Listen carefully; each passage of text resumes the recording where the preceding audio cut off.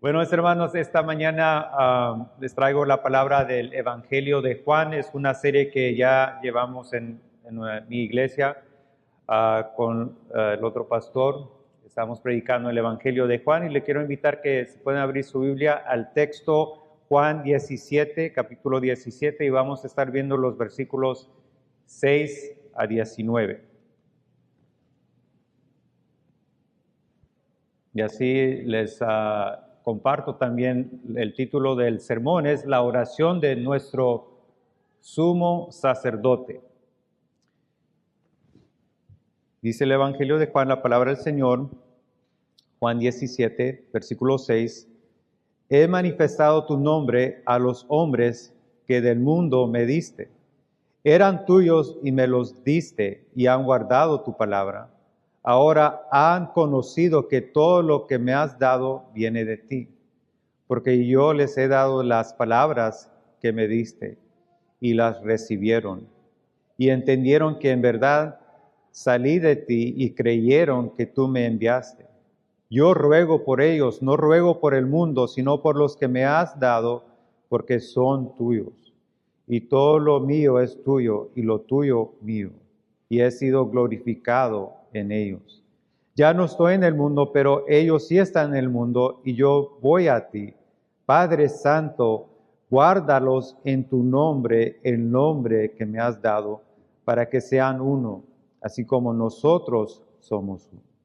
Cuando yo estaba con ellos, los guardaba en tu nombre, el nombre que me diste, y los guardé, y ninguno se perdió, excepto el hijo de perdición, para que la escritura se cumpliera. Pero ahora voy a ti, y hablo esto en el mundo, para que tenga mi gozo completo en sí mismos. Yo les he dado tu palabra, y el mundo los ha odiado, porque no son del mundo, como tampoco yo soy del mundo. No te ruego que los saques del mundo, sino que los guardes del maligno. Ellos no son del mundo, como tampoco yo soy del mundo. Santifícalos en la verdad. Tu palabra es verdad. Como tú me enviaste al mundo, yo también los he enviado al mundo, y por ellos yo me santifico, para que ellos también sean santificados en la verdad. Pueden inclinar su rostro, vamos a ir delante del Señor. Tu palabra es verdad, Señor. Y venimos a escuchar tu palabra para ser santos y santificados por medio de tu palabra. Señor, que tu palabra dé claridad en este último culto del año, que podamos reflexionar y ver, Señor, tu mano obrando en nuestras vidas. Señor, solo tú puedes hacer la obra de abrir el entendimiento, el corazón del ser humano para poder recibir y entender tu palabra. Así, Padre Santo, te pido que a los que son tuyos, que ya puedan ser edificados por esa palabra que es verdad. Y al que aún que no te conoce, solo tú puedes hacer la obra milagrosa de un nuevo nacimiento en ese corazón.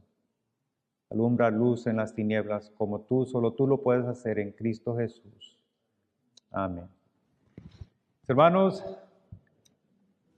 hemos llegado ya el último domingo del año 2025. Y quiero compartir con ustedes una ilustración que nos pueda ayudar a entender algo de que vemos una verdad muy linda y muy clara en este capítulo. Y se cuenta una historia y quiero invitarte, imagine a un comerciante que al final del año abre su libro de cuentas para revisar los registros. Así, página tras página, aparecen deudas perdonadas, provisiones otorgadas, pérdidas cubiertas y necesidades suplidas. Busca su propio nombre en la columna del crédito, pero no lo encuentra. Solo un nombre llena los márgenes de cada página: el Rey. Hermanos, amigo que estás aquí esta mañana, así sucede cuando el creyente examina el año a la luz de la oración de Cristo.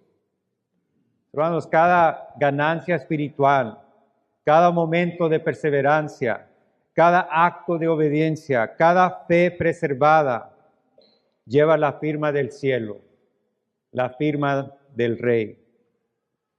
En esta oración que encontramos en el capítulo 17, Cristo no simplemente ayuda a los discípulos, Él responde por ellos. Algo muy hermoso que vemos en el Evangelio de Juan es que el Padre da al pueblo, el Hijo da las palabras, pero el Espíritu da el entendimiento. Y al llegar al final del año, los santos permanecen firmes, no equilibrados por sus propias contribuciones, sino plenamente sustentados por la gracia divina. En otras palabras, Dios es el que nos sostiene. Dios es el que nos preserva y Dios es el que nos ha fortalecido para estar aquí esta mañana. Juan 17 nos enseña que incluso aquellos que poseemos, que hemos recibido espiritualmente, fue primero adquirido por nosotros. Fue Cristo que adquirió estas cosas para que nosotros podamos vivir una vida plena, abundante en la gracia de Dios.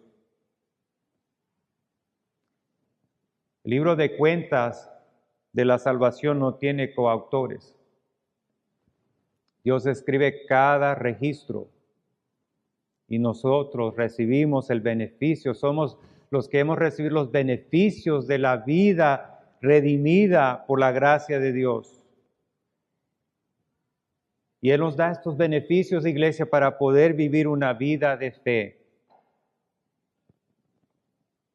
Por eso yo quiero invitarte pastoralmente que revises tu año.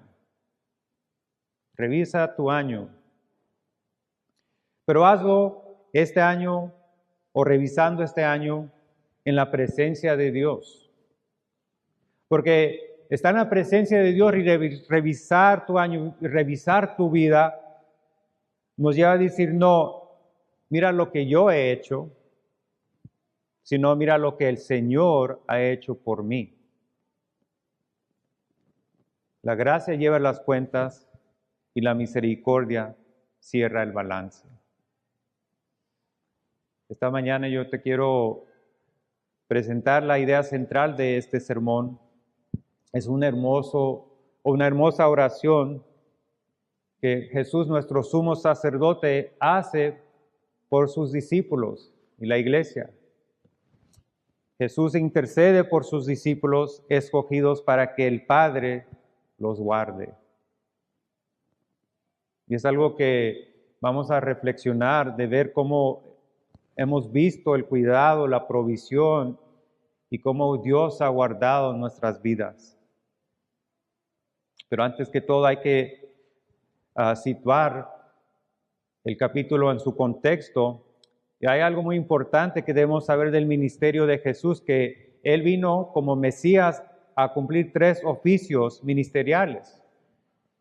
Él vino a hacer estos 3 oficios en su ministerio terrenal. Y el primer cargo era de profeta, el segundo era de sacerdote y el tercero de rey. Y en esta maravillosa oración, lo que estamos viendo es que Él está cumpliendo el ministerio como nuestro sumo sacerdote. Y es el sumo sacerdote, iglesia, que ora antes de derramar su propia sangre, no del cordero como el que entraba en el templo, sino Él es el sumo sacerdote y el cordero.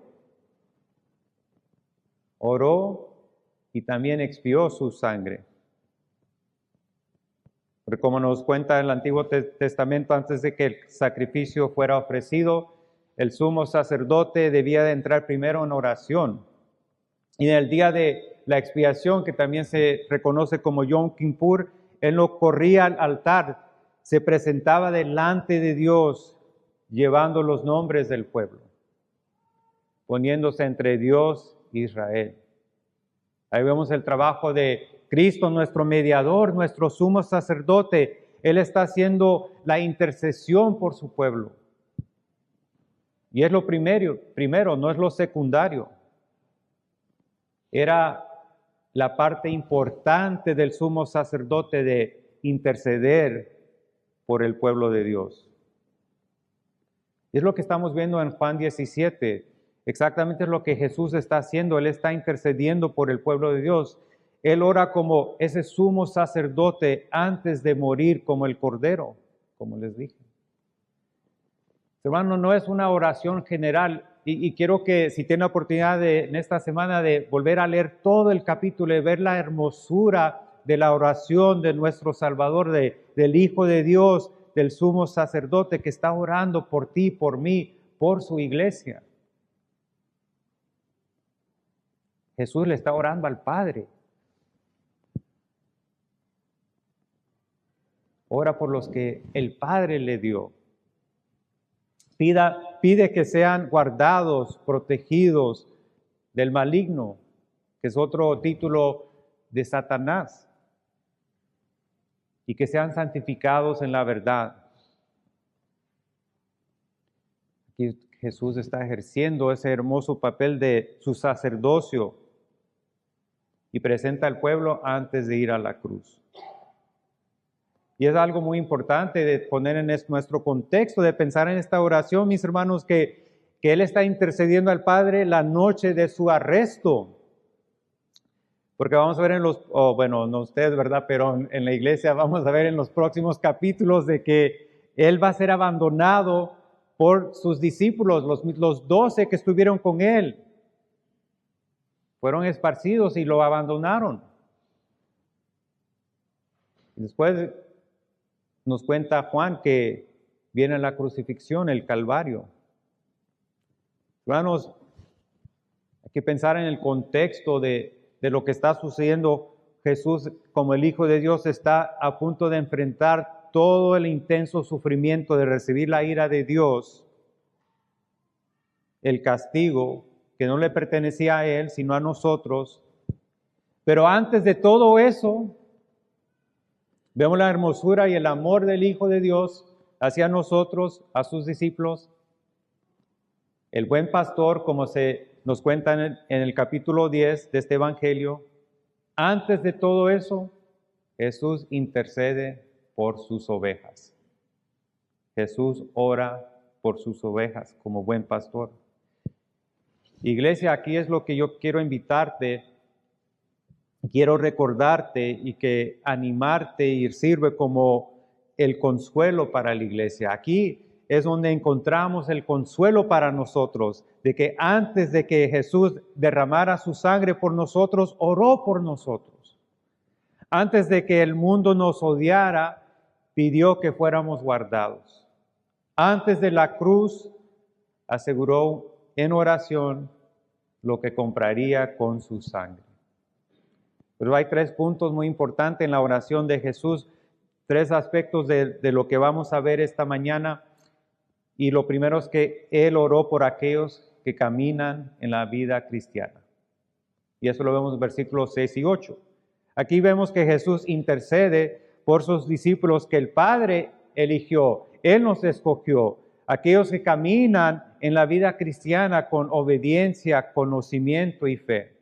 Y quiero llamar tu atención de nuevo con tu Biblia, tu tableta, teléfono, cualquier objeto que uses para estudiar la palabra. Si ves en el versículo 6, podemos ver ahí que Jesús proclama en su oración que ha cumplido la voluntad del Padre de revelarlo a los que fueron elegidos por Dios.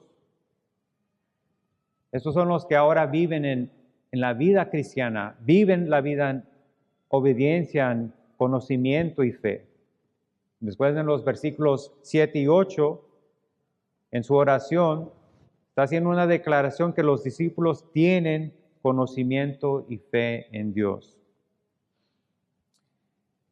Y esto es muy importante para nosotros y es algo que nos recuerda el pastor puritano Juan Owen, hablando sobre este pasaje, dijo lo siguiente. Escuche bien, iglesia: ningún hombre jamás ha guardado ni puede guardar la palabra de Cristo, sino aquel a quien el Padre se le ha revelado.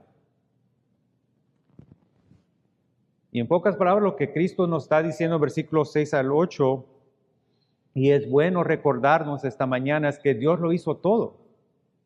Dios lo hizo todo. Hermanos, Él nos escogió para vivir la vida cristiana. Él nos escogió para vivir para Él.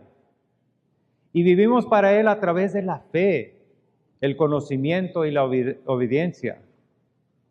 Y es algo muy importante en su trabajo misionero y también mesiánico, que Cristo vino a revelarnos al Padre a través del Evangelio. Por eso el Evangelio no solo informa, hermano, el Evangelio no es un plan de información, no es data que nos estamos recibiendo, sino el Evangelio viene a revelarnos la verdad de Dios. Viene a cambiar y transformar nuestras vidas. Viene a reformar la voluntad del hombre que va en camino al pecado.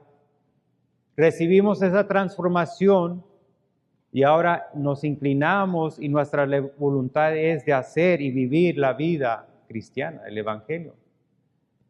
El Evangelio no solo es tener conocimiento, sino tener transformación. Es cambiar nuestra conducta, nuestra manera de vivir. Y no solo es simple cambiar un estilo de vida, ¿verdad? Sino es también vivirlo por fe. La vida cristiana, mis hermanos, es completamente algo extraordinario y es algo milagroso que solo Dios nos puede dar. Por eso yo te quiero invitar a que reflexiones si Cristo verdaderamente te ha dado a conocer al Padre, a conocer a Dios. Tu vida comenzará a inclinarse. Hay un cambio. Las inclinaciones, los deleites, los deseos deben de cambiar. Ahora tu voluntad, tu deleite debe inclinarse hacia la obediencia, de obedecer a Dios. Y la manera que podemos verlo es como un instrumento tan sencillo como el hierro con el imán, que cuando se van acercando, el imán y el hierro se conectan. Y así debe ser la conexión de la vida del discipulado, de seguir a Jesús. Es como el hierro que en el momento que llega el imán se conecta y obedece y no se separa. Jesús vino a mostrarnos al Padre. Él dice ahí en el versículo 6 a manifestar el nombre del Padre, y esta frase significa que Jesús reveló la natural esencia de Dios. Es decir, que cuando vemos a Jesús vemos al Padre. Y ver al Hijo es ver a Dios. Así vemos toda la esencia divina. Dios es misericordia, también Jesús es lleno de misericordia. Dios es todopoderoso, también Jesús es todopoderoso. Dios es lleno de bondad, Jesús es bondad. Y podemos ir de todos los atributos de la divinidad, y lo que tiene el Padre también tiene el Hijo, y lo que tiene el Hijo también tiene el Espíritu Santo. Dios Trino Santo, Santa Trinidad. Amén, iglesia. Él vino a revelarnos al Padre. Y es el Dios que cumple sus promesas. Es el Dios que envió la palabra viva, el verbo, como nos dice el capítulo 1, el verbo encarnado, lo que acabamos de celebrar esta semana, mis hermanos, la Navidad.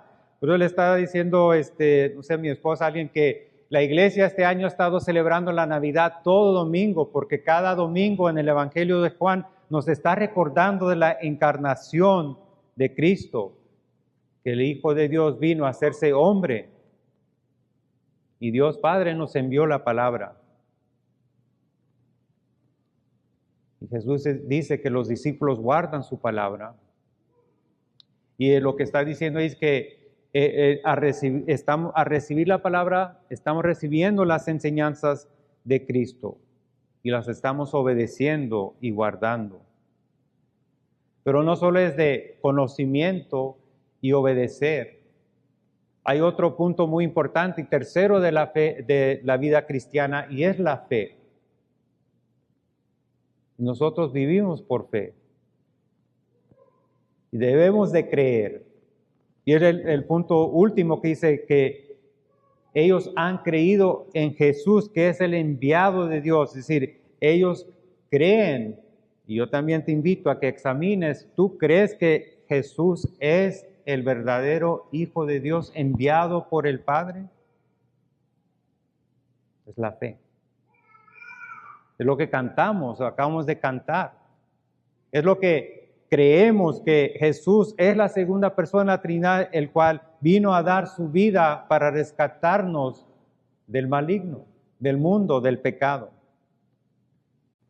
Y Jesús dice, los que tienen conocimiento, obedecen y tienen fe, ora por ellos porque pertenecen al Padre y pertenecen a Jesús. Dios lo hizo todo, iglesia. Y quiero señalarte y volver a enfatizar alguna verdad muy hermosa contenida en este pasaje. Dice que el Padre le dio a lo que tú me diste.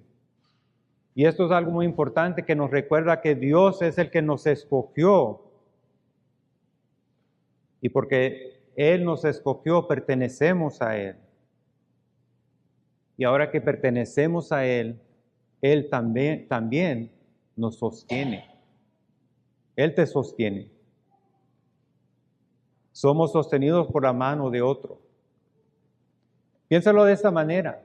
Imagina a un niño cruzando un arroyo, un río fuerte con su padre.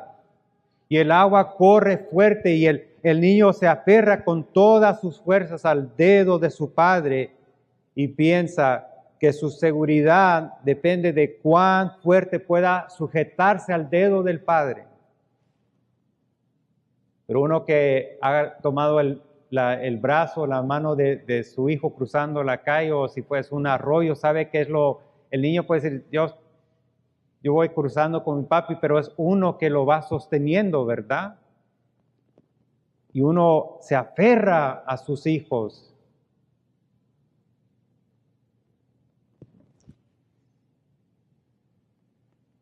Sabemos que es otra verdad. El niño está seguro porque el padre no lo soltará. No vamos a soltar a nuestros hijos si viene un camión o un coche a toda velocidad. Y así, iglesia, podemos tener la seguridad que Dios no te va a soltar. Amén. Él te sostiene. Él te tiene por su mano poderosa. Por eso vemos aquí que Jesús nos enseña en el capítulo 17. Él nos dice, ellos me eligieron. Dice, tuyos eran y me lo diste. No dice, ellos se sostuvieron, dice, yo les he manifestado tu nombre y les he dado las palabras que me diste. La fe de los discípulos no comienza en sus manos, sino en la mano del Padre. Nosotros creemos y ellos creen porque Dios los escogió. Permanecemos en la fe porque Dios nos sostiene. Y sí, iglesia, es importante saber, aparte, esta parte importante de la verdad que Dios nos escogió, Él nos eligió, somos sostenidos por Él, pero sí, también estamos llamados a obedecer la palabra de Dios. Sí estamos llamados a conocerlo. Sí estamos llamados a creer en Él. Pero primero debemos reconocer que Él es el quien lo ha hecho posible. Fue el Hijo que hizo toda posibilidad y abrió camino para que nosotros podamos conocer al Padre. Los teólogos puritanos decían que la obediencia y la fe son reales, pero nunca la causa de nuestra salvación, sino su fruto. Como el niño en el arroyo, Nuestra esperanza no está en cuán fuerte nos aferramos a Dios, sino en que Dios jamás suelta a los que ha dado a su Hijo. Él no te va a soltar. Y no te ha soltado. Y te invito, como al principio, de reflexionar, de ver cómo la mano de Dios te ha sostenido en este año. Él no te soltó. Si no estabas abrazado y aferrado en sus brazos, sostenidos por su amor a su pueblo, por amor a sus ovejas. No descarriamos, no nos desviamos, no anduvimos en lugares que no debemos en caminos apartados de Él, porque Él nos guardó. Por eso, iglesia, esta es gracia soberana. Vemos la soberanía de Dios, vemos la grandeza de su cuidado y su poder. Y esto es seguridad verdadera. Podemos estar seguros en las manos de Dios. Y es lo que Cristo está orando, intercediendo, orando por la seguridad de sus hijos, los hijos del Padre. Y esto me lleva a la segunda parte de que ya que hemos visto cómo Dios ha obrado en nuestros corazones y nos da la seguridad que Él nos sostiene, nos lleva aún más de darnos seguridad que Él nos protege. Por eso Jesucristo oró por nuestra protección espiritual y esto lo vemos en versículos 9 a 16. Jesús ora por la protección espiritual de sus discípulos contra Satanás y el mundo. Otra vez quiero llamar tu atención al texto en versículos 9 y 10. Ahí podemos ver que Jesús no ora por el sistema mundano que es hostil a Dios. Él no está orando por el mundo, sino por aquellos que el Padre le ha dado. Todo lo que es del Padre es del Hijo. En el versículo 11, Jesús ora para que el Padre los proteja y los mantenga unidos. Que seamos protegidos con el propósito de ser una iglesia, un cuerpo de Dios, un pueblo unido. Y en el versículo 12 reconoce que como hijo de Dios también Jesús nos dio su protección y nos guardó como sus discípulos. En el versículo 13 declara que va a regresar al Padre.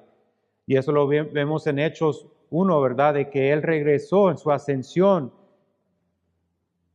Y por su obediencia, que el Hijo obedeció al Padre, ahí vemos y encontramos verdadero gozo. Después en el versículo 14, declara que enseñó todo a sus discípulos y que por eso el mundo los odia. Y tenemos que tener esa presente realidad que el mundo odia a la iglesia. El mundo odia a Dios. Hay un reproche, un desprecio por las cosas de Dios. No hay un temor de Dios. Finalmente, en los versículos 15 y 16, ora para que el Padre los proteja de Satanás. Porque nosotros no somos de este mundo. Y aquí Juan Calvino nos recuerda en su comentario, en el comentario del Evangelio de Juan, nos recuerda qué es lo que Jesús está haciendo en esta parte importante, en la mitad de esta oración, que Cristo aquí desempeña el oficio de sacerdote, pues intercede por aquellos a quienes está a punto de ofrecer en sacrificio. Cierro cita. Y aquí podemos ver, mis hermanos, en esta porción de los versículos del 9 al 16, que Jesús está haciendo esta obra de sumo sacerdote. Él está a punto de ofrecer su vida. Y ofreció su vida como el perfecto sacrificio. Y lo hizo para satisfacer la justicia divina, la ira de Dios. Lo hizo para reconciliarnos con Dios. Y hay algo muy lindo en todo esto, de que está la promesa de que cuando Jesús intercede o es nuestro mediador, no lo hizo solo una vez. También la palabra nos recuerda que Jesús está intercediendo, es nuestro mediador constantemente. Ahorita en este momento, iglesia, Jesús está orando por ti. Aquí en este momento Dios está intercediendo por ti. Él no cansa de interceder, Él no cansa de orar por ti. No, sí, las oraciones nuestras trabajan de una manera misteriosa con Dios, pero sabemos que Dios es el que está orando. En este caso, Jesús, el Hijo de Dios, está intercediendo, orando. Escuchen lo que dice Romanos 8, 33 y 34. ¿Quién acusará a los escogidos de Dios? Dios es el que justifica. ¿Quién es el que condena? Cristo Jesús es el que murió. Sí, más aún el que resucitó, el que además está a la diestra de Dios. Y miren la última porción del versículo 34, el que también intercede por nosotros.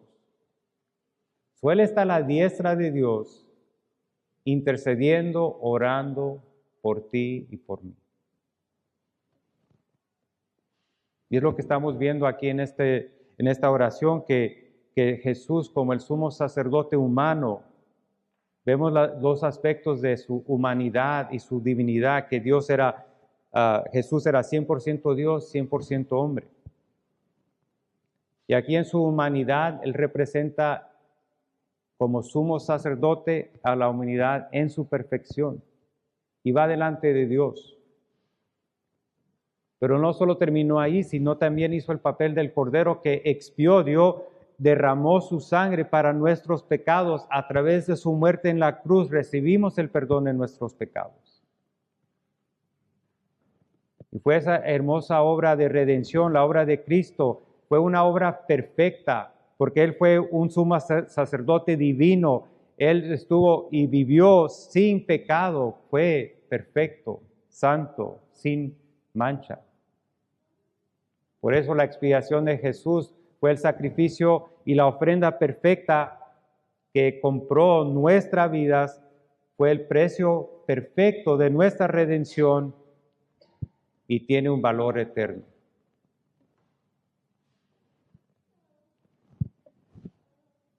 Y hay que ver lo hermoso lo que está sucediendo aquí.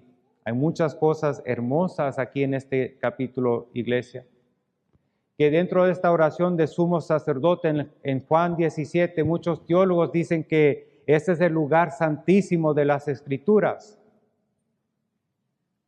Porque lo que nos permite es, estamos escuchando, y si hay un momento en esta semana de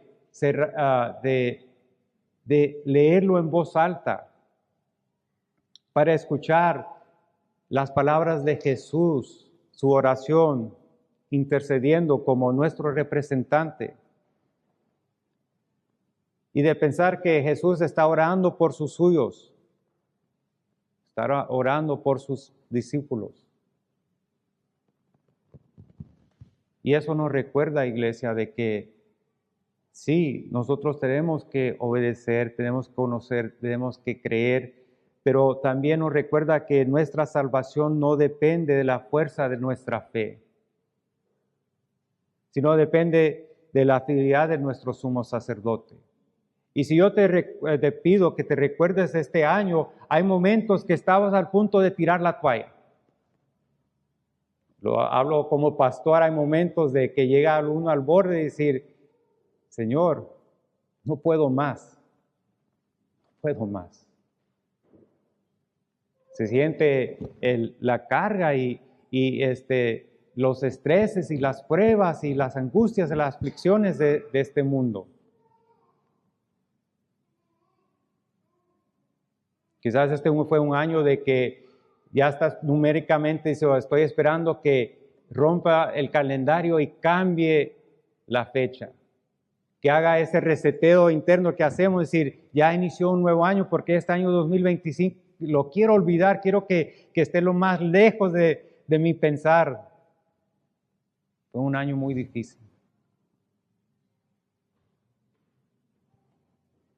Ahí vemos la fidelidad de Dios.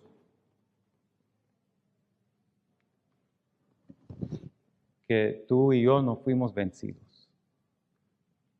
Porque un poquito antes, Él le dijo a los discípulos, ten valor, porque yo he vencido al mundo. Yo he vencido al mundo. Y estamos entrando al lugar santísimo, y si recordarles a los estudiosos del Antiguo Testamento que este lugar santísimo es el sitio conocido así cuando Dios le dio instrucciones a Moisés primero a construir el tabernáculo, y en el tabernáculo había lugar reconocido como el lugar santísimo, y después cuando Salomón construyó el templo de Jerusalén, ese era el lugar oculto, el lugar más sagrado donde iba a entrar el sumo sacerdote. Y las dimensiones del lugar santísimo y fue construido como un cubo perfecto. Tenía que representar la santidad de Dios como la perfección, porque Dios perfecto, santo, es toda perfección. Y el cubo que se construía donde estaba el lugar santísimo tenía que representar la perfección de Dios, su santidad. Y había un objeto dentro ahí del lugar santísimo, y era el arca del pacto. Y el arca del pacto era el símbolo de la relación especial de Israel, el pueblo de Dios, con su Dios.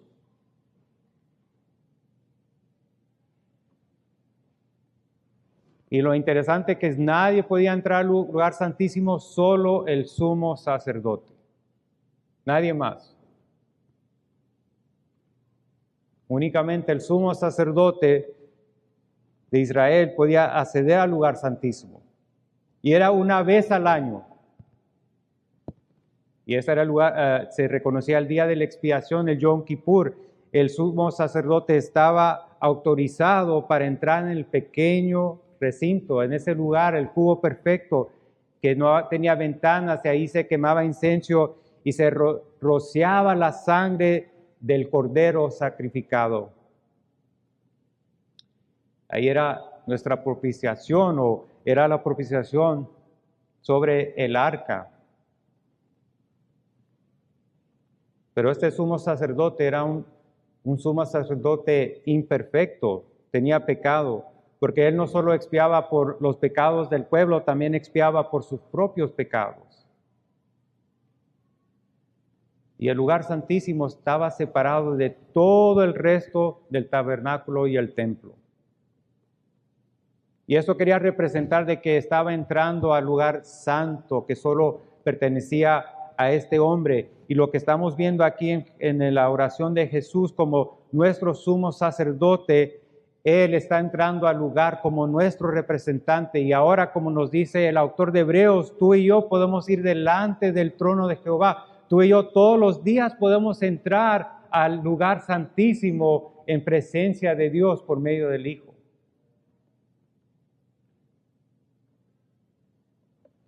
Ahora tenemos, iglesia, un sumo sacerdote, Cristo Jesús, que no tiene pecado. Fue un sumo sacerdote sin pecado, perfecto. Fue nuestro mediador, tanto divino como humano. Y bajo sus oraciones estamos protegidos del maligno. Bajo sus protecciones estamos protegidos del mundo. Este mundo que odia y desprecia a su Creador. Ayer mi esposa y yo tuvimos oportunidad de ir a una fiesta, y de todos, creo que éramos los únicos dos que éramos creyentes, cristianos. Era una celebración o fiesta de un familiar. Y todos tomando, bebiendo, pero el punto, el detalle, lo quiero es que había en esta celebración, no había un énfasis, no había una conciencia de Dios. Todos estaban apartados, no había ninguna charla, ninguna conversación que estaba centrada de pensar en nuestro Creador. Y así es el mundo. El mundo va a las corrientes de su normalidad, en su vida cotidiana, y está completamente desconectado de su Creador. Por eso cuando nosotros venimos de las buenas nuevas, de ofrecerles la esperanza de Cristo Jesús hay momentos que vamos a ser confrontados del odio del mundo. Y no nos van a entender. Es mejor hablar chino o cualquier otro idioma que no podemos hablar, porque así el idioma, hay un lenguaje, hay un desconecte. No ha pasado eso, mis hermanos, cuando nos encontramos personas de diferentes lugares, diferentes lenguajes y queremos hablar, comunicarnos. Y así es el creyente con la persona del mundo, que cuando queremos comunicar de las hermosuras de Dios, no hay entendimiento, no nos entiende. Podemos estar hablándole de otras cosas y sí, podemos hablar del deporte, podemos hablar de la política, podemos hablar de muchas cosas, pero cuando hablamos de las verdades del Evangelio, hay tinieblas, no hay entendimiento. A veces hay hasta una actitud de aburrimiento, pero si no le ha pasado a ustedes, pero me ha pasado a mí, hay hostilidad.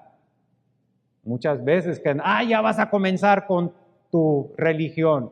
Ya me vas a hablar de la Biblia. Y hay una hostilidad y son muy en contra de las verdades del Evangelio. Y aquí Jesús está diciendo, ellos te van a odiar porque tú conoces mis enseñanzas. Ellos te van a odiar porque ellos desprecian a su Creador. Pero Él te invita, iglesia, esta tarde, por su palabra, a confiar en aquel que los ha sostenido a lo largo del año. Él por su palabra te invita a ver cómo Él ha mostrado su protección y cómo ha guardado tu vida. Y así como lo hizo en el año 2025, lo va a hacer para este año 2026. Aun cuando vemos que el enemigo, el maligno, Satanás, quiere hacer todo posible para de alguna manera destruir tu vida, puedes tener la seguridad que Jesús, el Padre y el Espíritu Santo van a sostener tu vida. Él es tu protección. Y puedes tener la seguridad de que la vida espiritual que tú quieres llevar, el discipulado, que tomas la seriedad de caminar con Jesús, Dios te va a fortalecer. Y esto me lleva al punto final, porque hay un propósito más grande de lo que está presente, y hay un propósito que quiero dejar, y es el reto y el desafío que quiero dejar para la iglesia esta mañana. Y esto me lleva al punto 3, que Jesús oró por la obra misionera, versículos 17 y 19. Y Jesús ora para que el Padre santifique a los discípulos, porque poco después de su resurrección, vamos a ver que y esto lo vemos en el libro de Hechos, ellos van a comenzar su ministerio apostólico. Y comienza con la palabra. Otra vez les quiero llamar la atención ahí en el texto, en el versículo 17, Jesús ora por la santificación de los discípulos que se manifiesta a través de la verdad de su palabra. Y los discípulos son apartados para el servicio de Dios. En el versículo 18, los discípulos deben de ser enviados al mundo, tal como el Hijo fue enviado a predicar el Evangelio.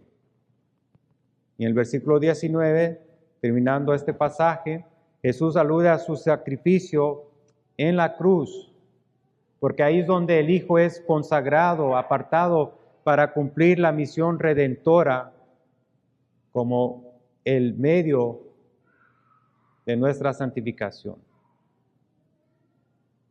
Hermanos, somos santificados y consagrados por Cristo a través del Espíritu Santo y con su palabra.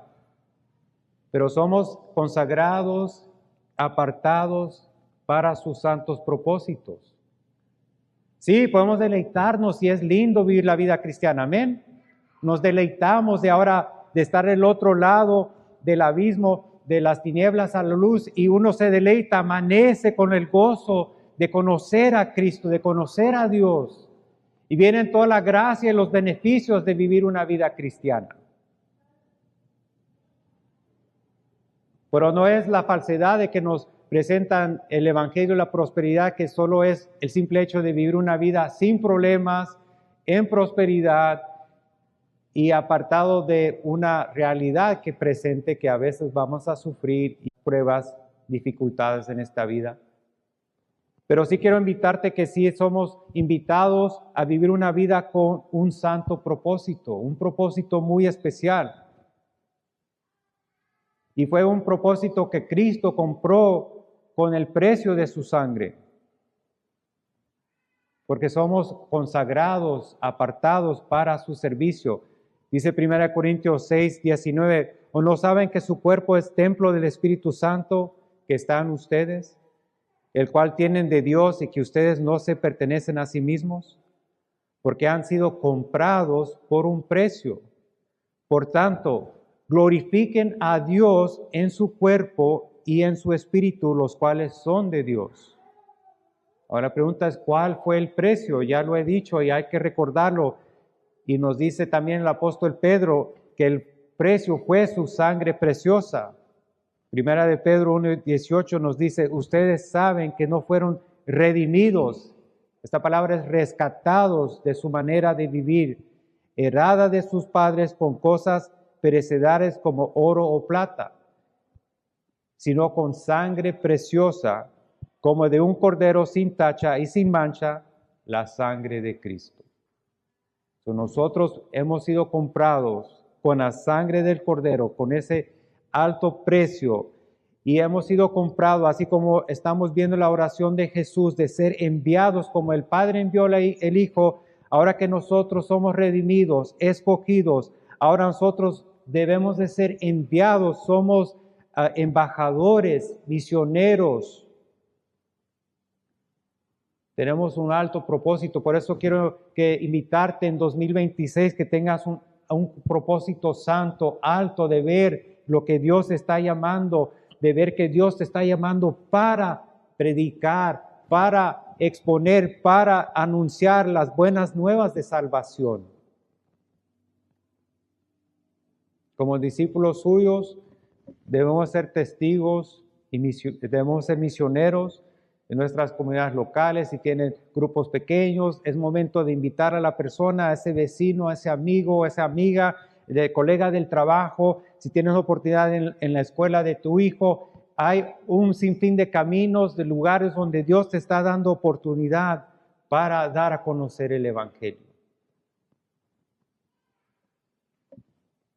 Y es lo que Jesús está llamando aquí, de que nosotros, ahora que hemos sido consagrados, apartados, somos apartados para ser instrumentos del Dios creador.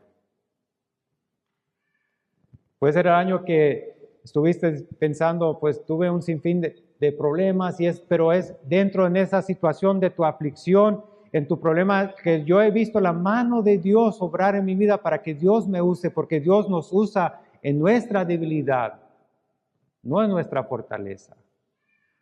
Porque en nuestra debilidad Él es el que nos fortalece para poder hacer su obra.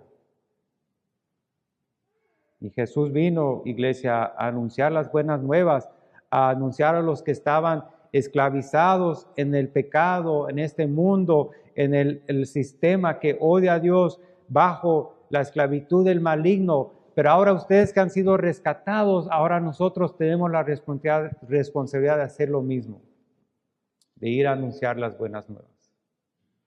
Por eso, en conclusión, te quiero invitar esta mañana de tener una perspectiva diferente, de ver qué es lo que Dios va a hacer en 2026 con tus manos, con tus pies, con tu boca, con tu mente. Y como llama Pablo a los Corintios, que todo sea con el propósito para glorificar a Dios. Glorifica a Dios, porque eres templo santo de Él. Has sido consagrado y apartado para Él. Y en conclusión, amado creyente, viendo ya la oración, recuerda esa verdad que Dios te escogió, te apartó para ser su pueblo, pero también puedes ver que Él te sostiene y te va a seguir sosteniendo, te ha sostenido. Y puedes tener esa seguridad que Dios es el que guarda de tu vida y la guarda y te protege de la obra del maligno, del mundo, del pecado. Pero no solo para ir, para disfrutar de la vida cristiana. Sin Dios te ha consagrado y apartado para un propósito más alto. Que sea el año 2026 el año que puedas ver que como para algunos ha sido 2025, que Dios te va a usar de una manera extraordinaria. Así como lo hizo con los apóstoles en el libro de Hechos, nosotros decimos, qué lindo sería ser usado por Dios de esta manera, ¿verdad? Pero sabemos que viene con un alto precio. Es negarnos a sí mismo y seguirle a Él. Y así terminando, si tú esta mañana no conoces a Cristo como tu Creador, como tu Salvador, como el mediador entre Dios y el hombre, como nos dice 1 de Timoteo, te quiero invitar que la única manera que tú puedes conocer a Dios Padre es por medio del Hijo. Solo pon tu fe en Él. Pide al Señor que pueda abrir tu corazón para reconocerlo y verlo como tu Dios. De ver la necesidad de un Salvador, de un Redentor. Porque apartado de Él no tenemos reconciliación con Dios, apartado de Él no tenemos salvación. Apartado de Él, iglesia, no tenemos nada. Porque en Cristo lo tenemos todo. Amén. Puestos de pie, vamos a orar y darle la honra y gloria al Señor esta mañana.